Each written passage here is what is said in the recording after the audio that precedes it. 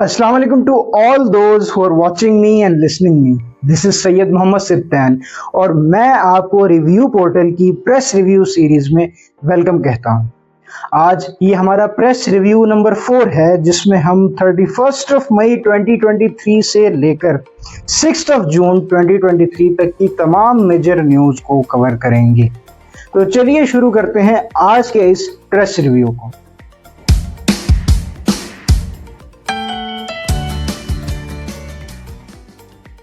सबसे पहली न्यूज जो हम आपके साथ शेयर करने जा रहे हैं that is regarding the war between Russia and Ukraine. और लास्ट वीक रशियन मीडिया ने यह क्लेम किया कि यूक्रेन ने मुबैना तौर पर रशिया में 3 बिल्डिंग्स को निशाना बनाया है थ्रू ड्रोन्स।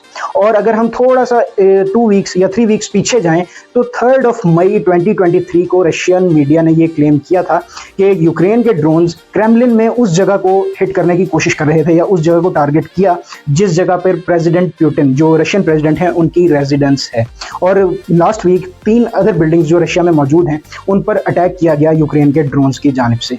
अब इस सारे सिनारियो में अगर हम एक एनालिटिकल पॉइंट ऑफ व्यू देखें तो वो ये है कि यूक्रेन भी ये कोशिश कर रहा है कि रशिया और यूक्रेन की वॉर के दरमियान जो यूक्रेन का एक डिफेंसिव पोजीशन है उसको वो भी थोड़ा सा ऑफेंसिव मोड में लेके जाए और वॉर को रशिया के बॉर्डर से हटा के रशिया के अंदर तक लेकर जाए। इससे यूक्रेन का क्या फायदा होगा? इससे यूक्रेन का फायदा ये होगा कि यूक्रेन जब निगोशिएशंस की टेबल पे बैठेगा यानी टेबल टॉक्स जब होंगी फॉर द पीस तो यूक्रेन ये चाहता है कि उसका भी एक थोड़ा सा अपर हैंड हो, यानी वो ब्लैकमेल ना हो सके या वो एक बिल्कुल सहमा हुआ नेगोशिएटर ना हो रशिया के सामने।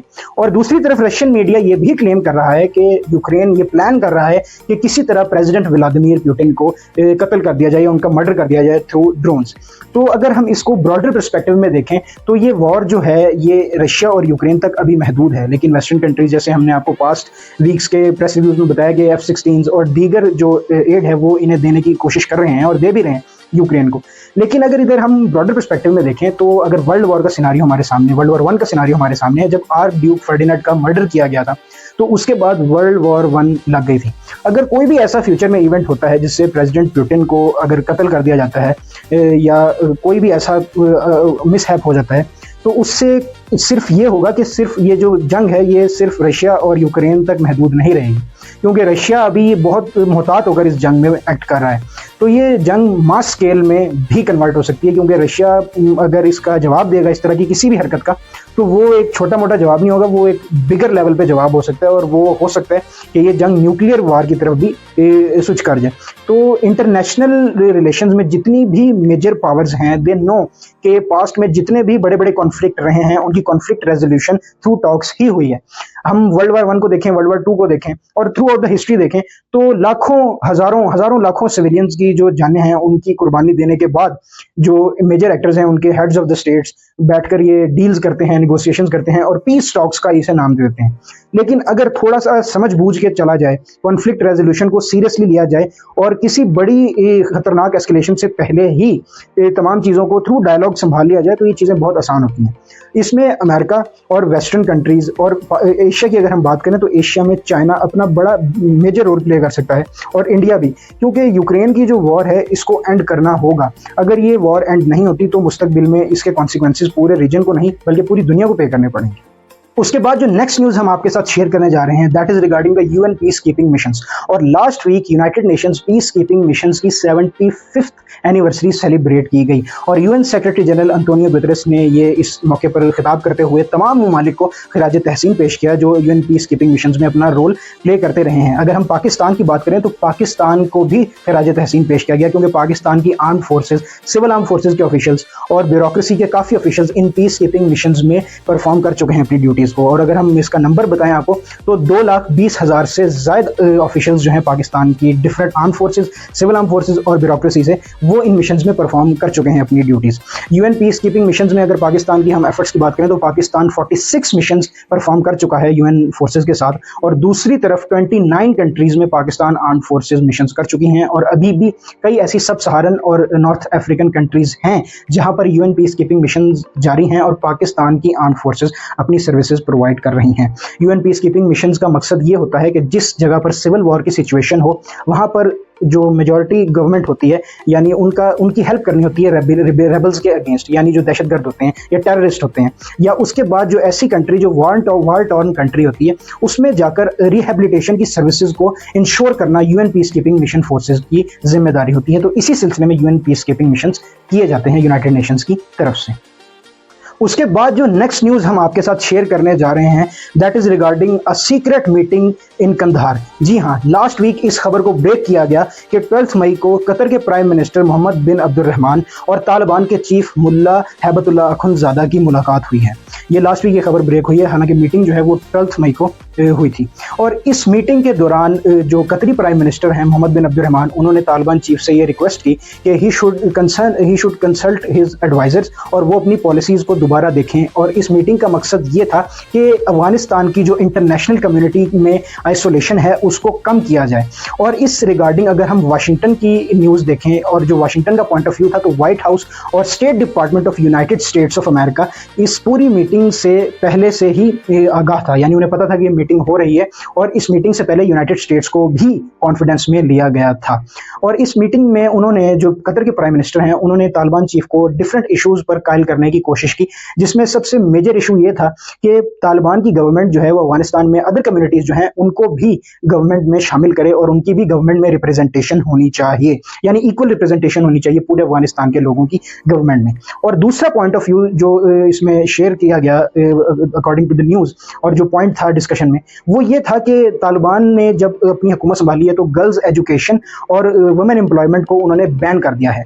लेकिन according to the spokes person of Taliban ने 6th ग्रेड तक की जो फीमेल्स हैं, यानी जो गर्ल्स हैं, बच्चियां हैं, उनकी एजुकेशन अलाउ कर रखी है। और अगर हम सीनियर एजुकेशन की तरफ आए, यानी सेकेंडरी स्कूल, हायर सेकेंडरी और उसके बाद आला तालीम जो यूनिवर्सिटी एजुकेशन होती है, तो उस पर तालिबान का ये पॉइंट ऑफ व्यू है कि हम लोग इंफ्रास्ट्रक्चर ऐसे डेवलप करेंगे कि फिर कि ऐसे माहौल में ख़वातीन जो हैं वो अलग तालीम हासिल कर सकें। देखें, अगर हम तालिबान की बात करें तो they have impose sharia law. तो sharia law according to Islamic laws and regulations जो नामहरम हैं वो एक साथ बैठकर नहीं पढ़ सकते। और दूसरी तरफ अगर हम देखें तो अफगानिस्तान और पख्तून अवाम का ये कल्चर है कि वहाँ पर इस चीज़ को पसंद नहीं किया जाता कि वहाँ की ख़वातीन जो हैं वो काम करें या गैर महरम मर्दों के सामने आएँ, तो ये वहाँ का ट्रेडिशन भी है। और दूसरी चीज़ ये है कि अफगान ख़वातीन या पख्तून ख़वातीन जो ये सारी अफगानिस्तान में हैं, वो ख़ुद भी इस चीज़ को नापसंद करती हैं कि उन्हें कोई गैर महरम मर्द देखे। ये वहाँ का इन्वायरमेंट ऐसा है। और अगर हम ख़वातीन की बात करें तो हमने काबुल में देखा कि पास्ट ईयर कई दफ़ा ख़वातीन ने जो है वो प्रोटेस्ट किया इंटरनेशनल कम्युनिटी के ख़िलाफ़ कि we are happy under this regime and these impositions which are on us by the regime, क्योंकि हम लोग इस्लामिक प्रोविजंस को एक्सेप्ट करते हैं। ये उनका पॉइंट ऑफ व्यू था। और अगर हम बात करें तो ह्यूमन राइट्स एक्टिविस्ट की, तो वो काफ़ी कम तादाद है as compare to the major population of Afghanistan. लेकिन मुल्ला हैबतुल्लाह अखुंज़ादा ने थोड़ी सी लीनियंसी रिगार्डिंग ये गवर्नमेंट अफेयर्स देने की जो है वो सिग्नल दिया है। बाकी देखते हैं कि फ्यूचर में इस पर क्या डेवलपमेंट्स होती हैं। उसके बाद जो नेक्स्ट न्यूज़ हम आपके साथ शेयर करने जा रहे हैं that is regarding doctor Aafia Siddiqui. जी हाँ, last week doctor Aafia Siddiqui की sister doctor Fauzia Siddiqui Carswell hospital Texas में डॉक्टर आफिया से मिली। और according to the lawyer of doctor Aafia Siddiqui mister Stafford Smith, ये एक इंतहाई इमोशनल मौका था और दोनों बहनें मिलते साथ ही रोने लगी। लेकिन इस मीटिंग के दौरान दोनों बहनें एक दूसरे से गले भी नहीं मिल सकती थी, ना एक दूसरे से हाथ मिला सकती थी, क्योंकि बीच में एक दीवार थी जिस पर शीशा लगा हुआ था। तो इस तरह ये मीटिंग करवाई गई और इस मीटिंग के दौरान उन्हें यह भी अलाउ नहीं था कि वो डॉक्टर आफिया को उनके बच्चों की तस्वीर दिखा सकें। और डॉक्टर फौजिया सिद्दीकी ने ये बताया मीडिया को कि डॉक्टर आफिया अपने बच्चों को और अपनी वालदा को बहुत मिस करती हैं, क्योंकि डॉक्टर आफिया की मेंटल हेल्थ ऐसी नहीं है। कार्सवेल हॉस्पिटल की अगर हम बात करें तो ये एक साइकोलॉजिकल हॉस्पिटल है, प्रिजन हॉस्पिटल, जहाँ पे साइकोलॉजिकल ट्रीटमेंट के लिए प्रिजनर्स को रखा जाता है। तो डॉक्टर फौजिया यही कह रही थी कि हम उन्हें, उनकी कंडीशन ऐसी नहीं है कि उन्हें ये बताएं कि उनकी वालदा की डेथ हो चुकी है। तो इसी सिलसिले में अगर हम फर्दर बात करें तो टोटल 3 मुलाकातें हुई, जिसमें मिस्टर स्टैफर्ड स्मिथ जो डॉक्टर आफिया के लॉयर हैं, he was also present over there. और उनका ये कहना था मीडिया से बात करते हुए कि डॉक्टर आफिया को जाने देना चाहिए अमेरिकन अथॉरिटीज़ को, और डॉक्टर आफिया की रिलीज में सबसे जो मेजर रोल है वो पाकिस्तान की गवर्नमेंट को प्ले करना होगा। अगर पाकिस्तान की गवर्नमेंट सीरियस नहीं होगी तो ये मामला देर लग सकती है इस मामले को, यानी डॉक्टर आफिया की रिलीज को। और इसी तरह हम देखते हैं कि पास्ट में भी पाकिस्तान की सेवरल गवर्नमेंट्स ने डिप्लोमेटिक लेवल्स पर कोई खास एफर्ट्स नहीं की डॉक्टर आफिया की रिलीज़ के लिए, लेकिन हम उम्मीद करते हैं कि फ्यूचर में पाकिस्तान की बेटी डॉक्टर आफिया सिद्दीकी वापस आ जाएं। उसके बाद जो नेक्स्ट न्यूज़ हम आपके साथ शेयर करने जा रहे हैं that is from Islamabad, but it is related to the inauguration of Indian parliament's building, जिसके बारे में पाकिस्तान के फॉरेन ऑफिस की जो स्पोक्स पर्सन है उन्होंने कहा है कि जो एक मुरल इंस्टॉल किया गया है दैट इज़ प्रोवोएक्टिव, और इस पर इस्लामाबाद में शदीद गुस्से की लहर है। जी हाँ, क्योंकि जो इंडियन न्यू पार्लियामेंट की बिल्डिंग है उसमें जो एक नया मुरल इंस्टॉल किया गया है वो अखंड भारत को डिपिक्ट करता है। अगर हम अखंड भारत की बात करें तो अखंड भारत का आप इंग्लिश में अगर मतलब देखें तो इट मीन्स ग्रेटर इंडिया, और ग्रेटर इंडिया का जो मुरल है वो पाकिस्तान के काफ़ी हिस्से यानी पंजाब, कश्मीर, सिंध और इन हिस्सों को और नेपाल, भूटान, इन सब को कवर करके एक ग्रेटर इंडिया की जो पिक्चर है वो शो करता है। और इंडिया की जो न्यू पार्लियामेंट है उसमें ये मुरल इंस्टॉल किया गया है, जिस पर पाकिस्तान ने अपना रिस्पॉन्स दिया है कि इंडियन बीजेपी का जो नैरेटिव है अखंड भारत बनाने का, इसी वजह से खित्ते में जो टेंशन्स हैं और जो राइवलरी है वो मज़ीद बढ़ रही है। अगर बीजेपी अपनी इस पॉलिसी को नहीं देखती या इस पे वर्क नहीं करती सही तरह, तो रीजन मजीद कॉन्फ्लिक्ट की तरफ जाएगा, बल्कि बजाय इसके कि रीजन को नॉर्मल किया जाए regarding the tensions between Pakistan and India.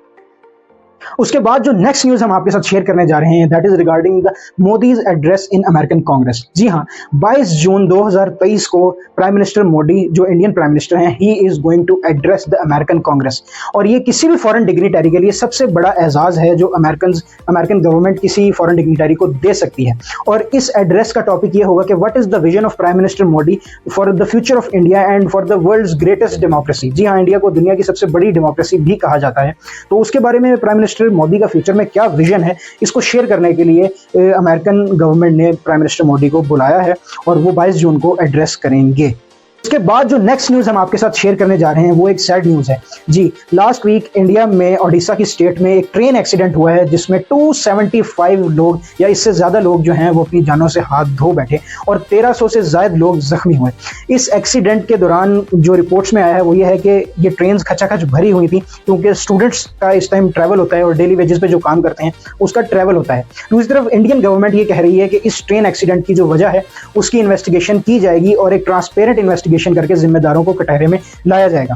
दूसरी तरफ अगर इंडियन रेलवे के सिस्टम की हम बात करें तो लास्ट ईयर मोदी गवर्नमेंट ने तकरीबन $30 बिलियन जो हैं वो ट्रेन के इंफ्रास्ट्रक्चर और ट्रेन की बेटरमेंट के लिए लगा दिए। यानी अगर जो रिपोर्ट्स आ रही हैं और जो अपोजिशन कह रही है वो ये कह रही है कि Modi government is more concerned about comfort and speed but they are least concerned about the safety.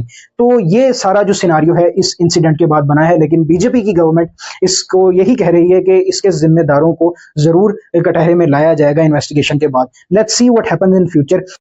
Sports news की तरफ आए तो स्पोर्ट्स न्यूज़ में सबसे पहले हमारे पास इस टाइम क्रिकेटर्स की एक न्यूज़ है जो बाबर और रिजवान से रिलेटेड है।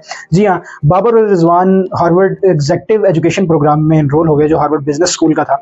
इस प्रोग्राम का मकसद ये होता है जितनी भी दुनिया से मेजर प्रोफेशंस के लोग होते हैं वो आते हैं और ये 4 to 5 डेज़ का प्रोग्राम अटेंड करते हैं। ये प्रोग्राम 31 मई को स्टार्ट हुआ और ये 3 जून तक स्टार्ट रहा। इस दौरान फुटबॉलर्स, मिक्स मार्शल आर्ट्स और अमेरिकन रग्बी के प्लेयर्स और पाकिस्तान के क्रिकेटर्स बाबर आजम और रिजवान उस मौके पर मौजूद थे, इस प्रोग्राम को अटेंड कर रहे थे। और क्रिकेट की तारीख में पहले 2 क्रिकेटर्स हैं जिन्होंने ये प्रोग्राम अटेंड किया। और उसके बाद अगर हम स्पोर्ट्स में आए तो हमारे पास फुटबॉल आती है और फुटबॉल की पास्ट वीक की सबसे मेजर न्यूज़ ये थी कि सेविला ने 7th टाइम यूरोपा लीग का टाइटल अपने नाम किया और फाइनल में रोमा को उन्होंने हराया। जी हाँ, जो फाइनल स्कोर था वो तो बराबर रहा, लेकिन पेनल्टीज पे 4-1 से सेविला जीत गई। और इस मैच के हीरो भी मोरक्को के गोलकीपर बोनो यासीनी थे जो सेविला के भी गोलकीपर हैं। तो ही प्लेड वेरी वेल और उन्होंने फिर एक हीरोइक परफॉर्मेंस देकर सेविला को यूरोपा लीग 7th टाइम जितवा दी।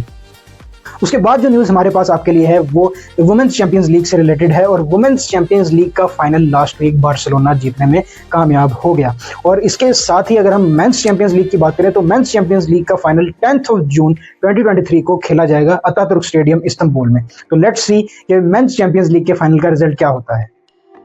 इसके साथ ही हमारा आज का प्रेस रिव्यू कंप्लीट होता है और हम उम्मीद करते हैं कि आपने इस प्रेस रिव्यू को देखने के बाद ज़रूर कुछ ना कुछ सीखा होगा और वर्ल्ड अफेयर्स के बारे में आपकी नॉलेज थोड़ी सी बढ़ी होगी। तो इंशाल्लाह मिलते हैं next week next press review number 5 के साथ। तब तक के लिए अपना बहुत सारा ख्याल रखिए और अपने पेरेंट्स का बहुत सारा ख्याल रखिए। अल्लाह हाफिज़।